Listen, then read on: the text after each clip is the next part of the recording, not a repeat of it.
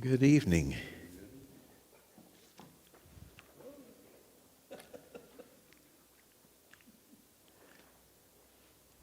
Think that'll work? We'll try and see.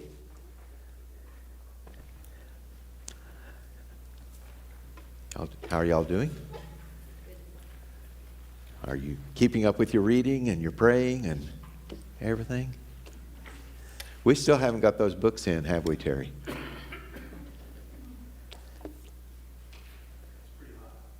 Yeah, is that my mic that's causing the... There, thank you. What? Well, I could hear this deep roar. I could probably just turn you off. I'm just kidding. I think that yours combined with the one in the middle is just too much, so I'll find it. Okay. So, what was your favorite thing you read about God's character this week? From your God shots? Or from... Yeah, his character. Him or his character? He's a jealous God. Yes, he is. He is a loving God. Yes. Both of those are true.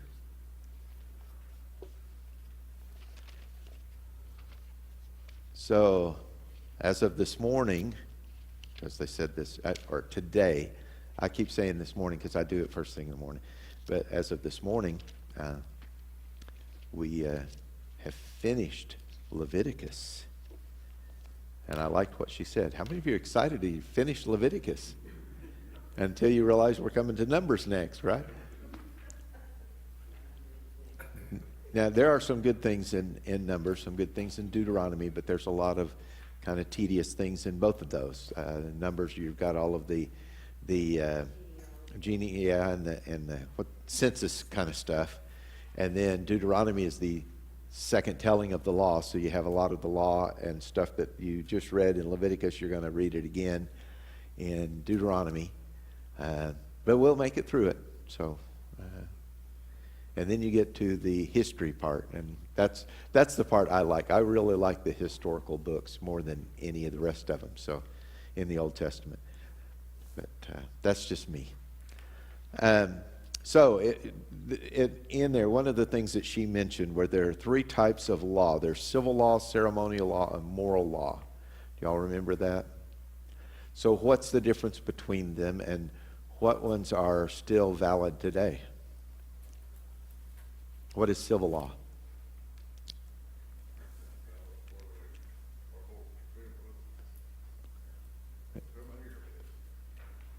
Okay, yeah, it's kind of what we are most familiar with as far as being law. Has to do with how to treat or how to punish lawbreakers and things that way. Had to do with how you treat other people, and one of the most, I guess, famous things in there is the eye for an eye and tooth for a tooth. And all of the different things that God said, if this person does that, put them to death, stone them outside the camp. So is that still valid today? No.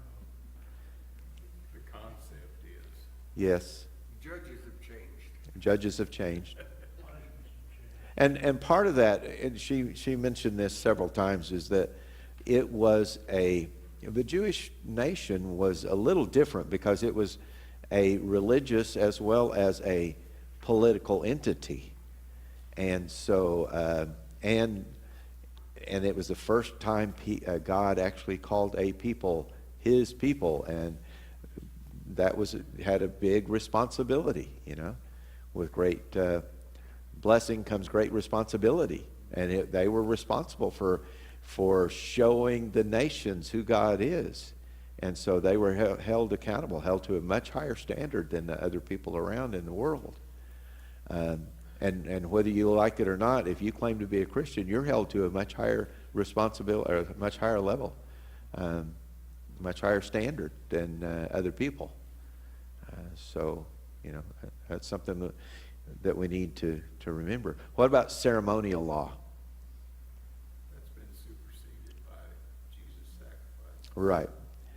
Been superseded by Jesus' sacrifice. This would be all of the feast and the offering of sacrifices and all of that kind of stuff. And I think there's still validity to some of that. I mean, it says in there this will be a lasting relation, or a lasting, how does it put it? Yes, something like that. Lasting ordinance for forever. You're supposed to keep these feasts. Well, the feasts were fulfilled in Jesus, and we did Passover here several years ago. And if you look at the stuff, especially what the Jewish people are doing right now, everything that they do points to Jesus in the Passover. And it did back then, but it's even more so now, and they don't see it. And all of the other things, having the Feast of Booths was just to, focus a lot on the law and on the Bible, and maybe we ought to be doing some of those kinds of things and spending extra time in God's Word at different times. But yeah, it was all fulfilled in Jesus, and that's the big thing, especially the sacrificial system, that we don't have to do that anymore because Jesus paid the ultimate sacrifice. And really, if we did try to do it, it would be sacrilegious. It would be against what Jesus did. It would be like us saying, what you did wasn't good enough. We need to do more. And so, yeah, definitely that's out. And then what about moral law? Still applies. That still applies. That's what's right and wrong. Yeah. And it's really funny, because I've heard from a lot of different people that don't believe the Bible at all, but they believe in right and wrong. And most of the time, the right and wrong is just exactly what the Bible teaches as being right and wrong. It's wrong to steal, it's wrong to covet, it's wrong to murder, or actually just getting really angry at people and stuff that way. They recognize that. Most people recognize that. But yeah, it's definitely still applies today. When God, all through the laws and different things, He always made, He always took care of the poor. And when one of them was the purification of childbirth, you remember what it was for the poor? 2 turtle doves or 2 young pigeons or something that way. So what does that tell you about Mary and Joseph? That's what they did. So they were fairly poor. They were not rich people at all. They couldn't afford a lamb. When it talked about a lot of the things, like if you dedicated this or dedicated that. And by the way, those dedications were all in a means to help take care of the Levites, because they were supposed to take care of the temple. They weren't supposed to go out and work in the fields and go and do that kind of stuff. They were to work at the temple and take care of the temple. So these people that would devote things to them, whether it be animals or devote them to God, to the animals or buildings or whatever they did, that was a way to help take care of the Levites and the priest. But even at that, when it came down to a person, they made arrangements, for you to, if you devoted, a child or whatever to the Lord, then to redeem him, you had to use a lamb or something that way, unless you were poor and they had a certain amount of money, however many shekels. And unless you were poor, and then you go to the priest, and the priest would determine how much it should be by how much you made or how much money you had and so forth. So he even took care of those kinds of things. What do you think God's motive was behind all of these different, very detailed and lengthy instructions about everything? Seeking our devotion. Seeking our devotion, yeah. Let's give guidance. To give guidance, yeah. They do that when you go in the military. They teach you how to worship. How you can farm so. In the military, yeah. I'm repeating this so people can hear, just in case they couldn't hear Bill. He said in the military they teach you how to use a washcloth and a bar of soap. I didn't know that because I was never in the military, but teach you how to take care of yourself, huh? Yeah. He did. He did. He revealed himself. And remember, I just said this a while ago that they were God's chosen people. And a lot of it, I think, had to do with him wanting them to be completely different than the people around, and wanted to make sure that the people around would see that there was something different about them. And if they remained faithful, we're not to it yet, but if they remained faithful, God was going to bless them in a lot of different ways. And if they remained faithful and he was blessing them, these other nations around there would see it and be intrigued, maybe want to know more about God. Yes, sir. I have a question about some of this. That, for an example, these people were all shepherds or cattle people, or they had their surprise animals, I'm sure, just like registered limousines now. Yes. And so Yeah. forth. And you had a $50,000 bull here, would you be putting him on the altar to, It just depends on yourself, yeah. And remember, at one point when they had to do that, it was you just line them up in every 10th animal, and it didn't matter whether this animal was blemished or this was your prize bull. Every 10th animal was taken. That was to go to God, and so I guess it had to do a lot with the heart, whether you trusted God to take care of you. and these people, if they have as many sins as we had, they were killing animals to the point where there was no way that there was not one on the altar at all times. Yeah, that's true. I'm sure it was. I mean, they had to remember that there's 100. Well, I think there's probably close to 100,000 Levites, and all of them had to eat. I agree with that. So yeah, they probably were sacrificing a lot of animals every single day out of the, maybe not 100,000, but at least 60 or 70, because there's, what was it, 6 million that came out of Egypt, something like that. Do you remember?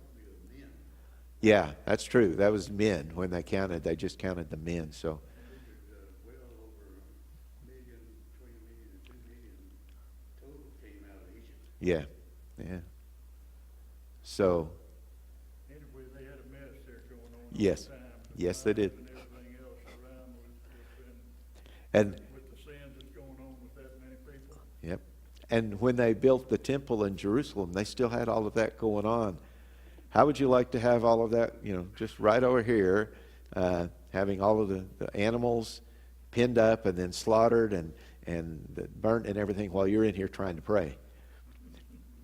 It was a different time period and a different way to worship.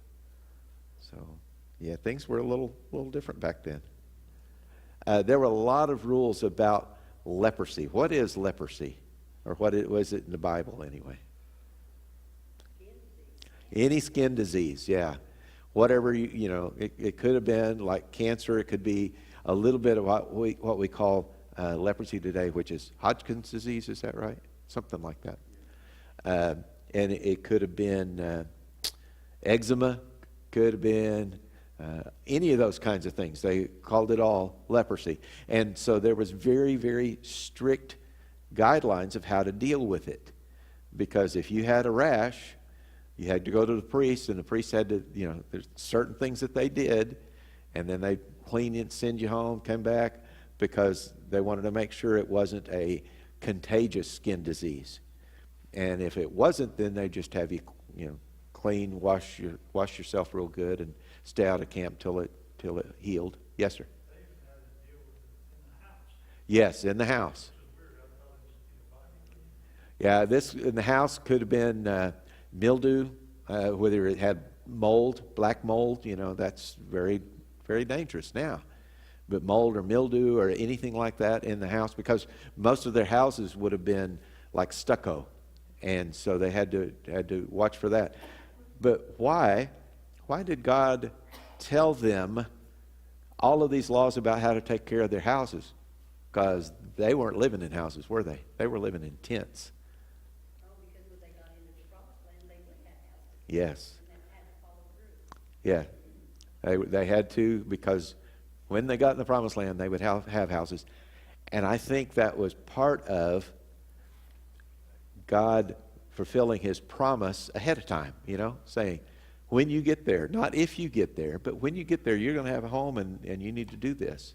And I think that's several of those things that, that were future laws for when they got into to the promised land that really didn't affect them right now, but God gave it to them then. One, he was given the laws, but I think he gave it to him then kind of like, this is a promise, because I am going to put you in, you are going to get into the promised land, to be prepared, yeah. Be a good Boy Scout and be prepared, yeah. Those of you who were Boy Scouts, you all know what I'm talking about, right? There was one that I noticed particularly, and that is in the 24th chapter, is the first record of the stoning for blaspheming God's Yes, name. yeah. And the first stoning of blasphemy. And it was a person that was half Jew and half Egyptian, which also, I like the way that she said it, that was showing that you had the same laws for Jews as well as Gentiles. If they were living in your, in your community, they had the same laws. It would apply to all of them. So, let me see.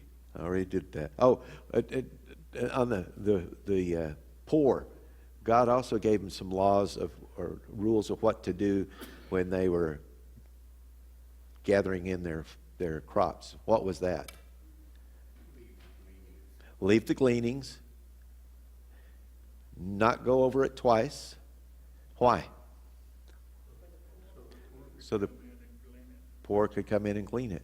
Where do we see that happening? In the book of Ruth. Y'all remember that? That's why she went to Boaz's field. And God used that. God, it's really, part of it is, it's amazing how things that were talked about in the Old or especially in the Leviticus and stuff, came back later, that you'll see later in various ways. When David was accused by Nathan of, he told the story about a man that stole the lamb, and he said he will repay it fourfold. Well, that's in the law. That's what you're supposed to do. So, all of those kinds of things kind of keep coming back. So, the 7 feasts. Do y'all remember them? Celia asked me because that was yesterday. They were talking about the 7 feasts, and they said that there was an article in the show notes that you could read about the 7 feasts. I have it up here. I printed it out for her, and I made 10 copies, so I have it up here if you want it. The first one was the Sabbath, just every week, the 7th day, which is Saturday, Friday night after sun went down to Saturday when the sun went down. That was the Sabbath. Do you remember what the first one was? Well, Passover was part of it, but yes, Passover and Feast of Unleavened Bread and Feast of First Fruits. All 3 of those happened at the same time. Passover is the first day they cleanse the house the day before and get rid of all leaven, and then you have Passover, and then 7 days or 8 days, 7 days anyway, of the Feast of Unleavened Bread, and then on the Sabbath, that's during the Feast of Unleavened Bread, that Saturday night, as soon as the sun goes down, which would be Sunday morning, is when they cut the branch to be used for the first fruits, cut the sheaf off of the grain. And then they prepare it during the night and then present it to God Sunday morning, which is a beautiful picture of what Jesus did. Because I really believe that on the night as soon as the sun went down is when Jesus rose from the dead, and then he was seen the next morning. But he was our first fruits. Okay, so that's all there in the spring. So that's 4 of the 7, and there's 3 in the fall. Do y'all remember what those are?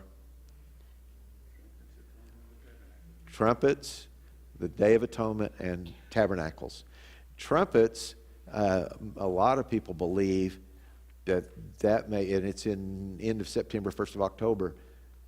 A lot of people believe that's when Jesus is going to return at some point, some year during the Feast of Trumpets, because God, the Bible talks about the voice of the archangel and the trumpet of God, and they think that's probably when it's going to happen. What was the Day of Atonement?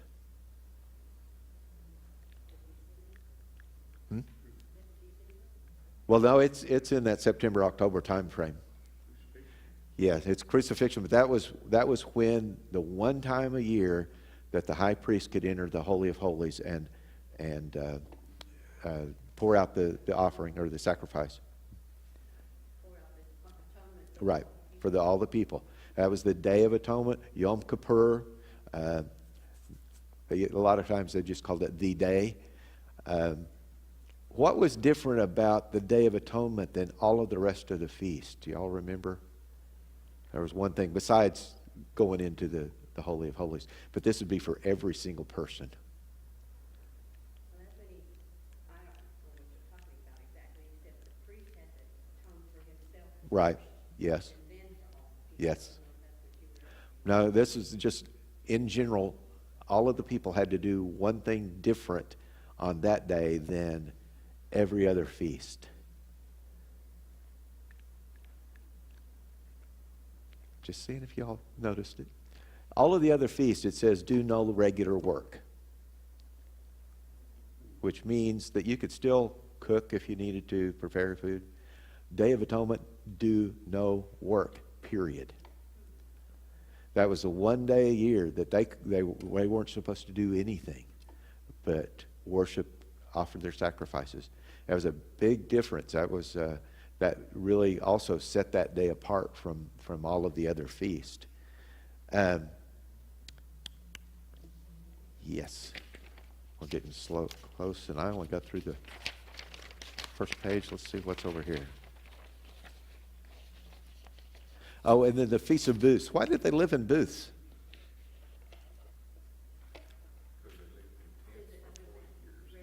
Right. They lived in tents for 40 years.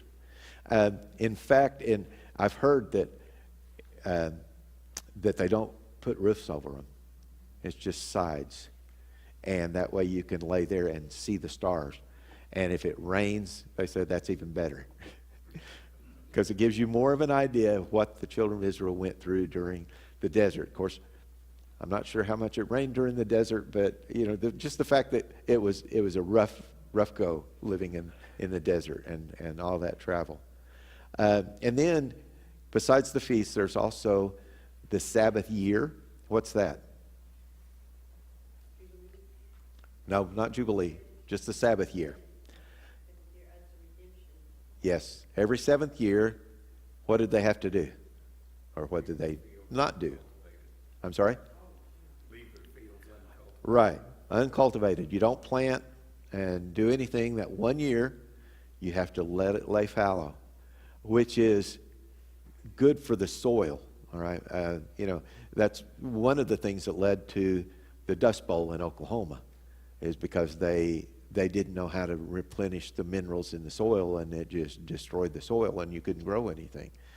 Not to mention the drought and that kind of stuff too. But every 7 years, and what God promised them during that 7th year? They would have a big crop the year before They'd have enough the year before to make it through till the next. till the year after, when they got their. Yeah, well, 2 years there, but on Jubilee. Yeah, the Jubilee, when is the year of Jubilee? Number 50. So number 49 is the 7th year, right? So they have to leave it fallow. Number 50 is another year to leave it fallow, right? Because that's the year of Jubilee. And now you have to go from year 48 to year 51, which is the 3-year period, before you ever get to get any. What does that tell us about faith? Or what does that have to do with faith? Yeah, we had to trust in God.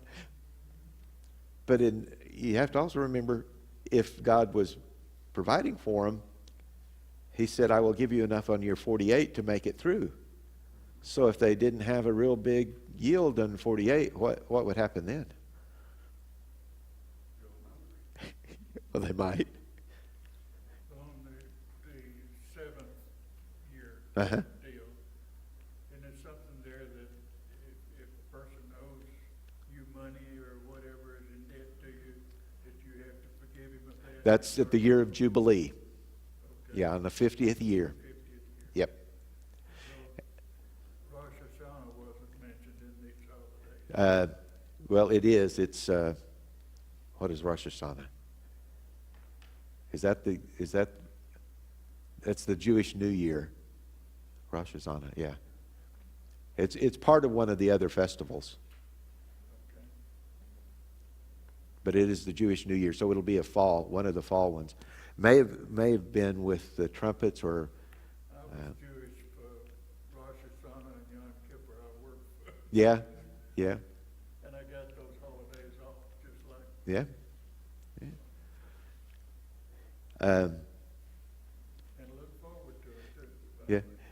What I was getting at a while ago was, from year 48 to year 51, God promised that he would give them enough. So if they didn't get 3 times the yield, to me it means that you're not going to need that much to make it to year 33, and you need to trust God. But I think a lot of it, those people might have been like they did with the manna, and they'd say, oh, well, I don't have enough, so I better go ahead and plant this year, or go out on Sunday and try to get some more manna, or on the Sabbath to get more manna, because it didn't last when we did it during the week. It didn't last till the next day. So yeah, I think there's still some faith, even though maybe they saw a little bit ahead of time, because God promised he would give them a higher yield on year 48. But still, whatever that was, they had to trust that would be enough to get them through, and that God would take care of them. So I think there is a lot of faith in that. In chapter 26, he talked about all the different things that he would bless them for keeping his covenant, and things that would be consequences for breaking the covenant. He gave them an opportunity to, I think, Brother Darrell, with crop rotation. Yes. They didn't farm that land that was laid by here. Yep. They had 50 acres here that they farmed for 6 years. Right. They might have done it that way, yeah. But they may have had some over here that they had not planted, and it was. They could have done it that way. last year. Yeah. I mean, if you were Just leave farming this with field undone, and while they use this other field. Could have been. Had 7 different fields, so every year one part of that would lay fallow while the rest of them. Yeah. Could have been.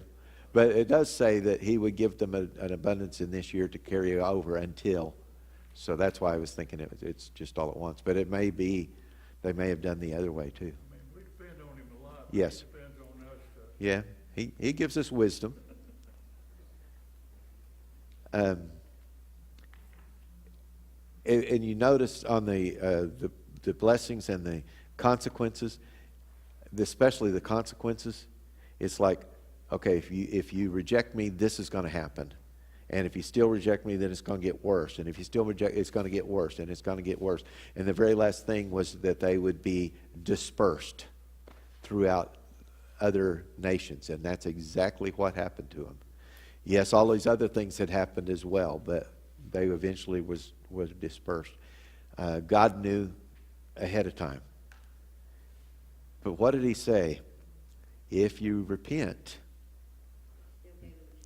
I'll bring you back, which he did. And, Interesting about murder, yeah, the fact about they were talking about stoning people. yes. The difference between murder and killing. That was not considered murder. No. If it was, I mean, it's kind of like the death penalty today, that would, or in our nation, for the life of our nation, that would not be considered murder because you are carrying out a decree by the government, the judicial branch or whatever. Yeah, that's not. We had a big discussion about that when I was in college, and I told him, you know, I believe in the death penalty for murder and things like that, and I said it might bother me.